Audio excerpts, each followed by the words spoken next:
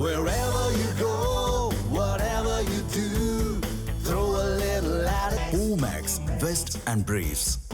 தனியார் பள்ளிகள் ஒழுங்குமுறை சட்டப்படி கல்வி கட்டணங்களை அறிவிப்பு பலகைகளில் வெளியிட வேண்டும் என உயர்நீதிமன்றம் உத்தரவு பிறப்பித்திருக்கிறது. அதனை அண்மை செய்தியாக பார்த்து கொண்டிருக்கிறோம். தனியார் பள்ளிகள் ஒழுங்குமுறை சட்டப்படி கல்வி கட்டணங்களை அறிவிப்பு பலகைகளில் வெளியிட வேண்டும் என உயர்நீதிமன்றம் தெரிவித்திருக்கிறது. இது குறித்த கூடுதல் விவரங்களை வழங்க இணைகிறார் எமது செய்தியாளர் செந்தில்குட்டி. செந்தில்குட்டி, விவரங்கள். தமிழகம் முழுவதும் உள்ள அனைத்து தனியார் பள்ளிகளுக்கும் அரசு நிர்ணயித்திருக்கக்கூடிய கல்வி கட்டண விவரங்களை பள்ளிகளின் விளம்பர பலகைகளில் வெளியிடுவதை கட்டாயமாக்கும்படி தனியார் பள்ளிகள் இயக்குநருக்கு தமிழ்நாடு மாநில தகவல் ஆணையம் கடந்த மே 25ஆம் தேதி ஒரு உத்தரவை பிறப்பித்திருந்தது. அதன்படி கட்டண விவரங்களை விளம்பர பலகைகளில் வெளியிடும்படி அனைத்து தனியார் நர்சரி, பிரைமரி, மெட்ரிக் மற்றும் சிபிஎஸ்இ பிறவாரிய பள்ளிகளுக்கும் தனியார் பள்ளிகள் இயக்குனர் ஜூன் 1ஆம் தேதி ஒரு சுற்றறிக்கையை அனுப்பியிருந்தார்.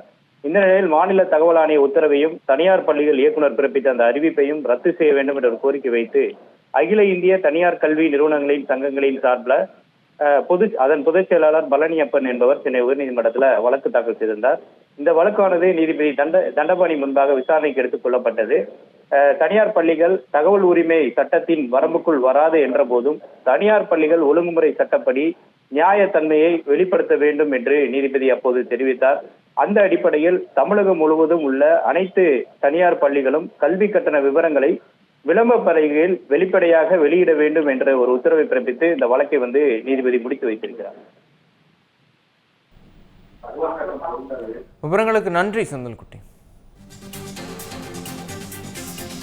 தமிழ் ஜனம் சேனலை சப்ஸ்கிரைப் பண்ணாம பார்த்துட்டு இருந்தீங்கன்னா மறக்காம சப்ஸ்கிரைப் பண்ணிடுங்க.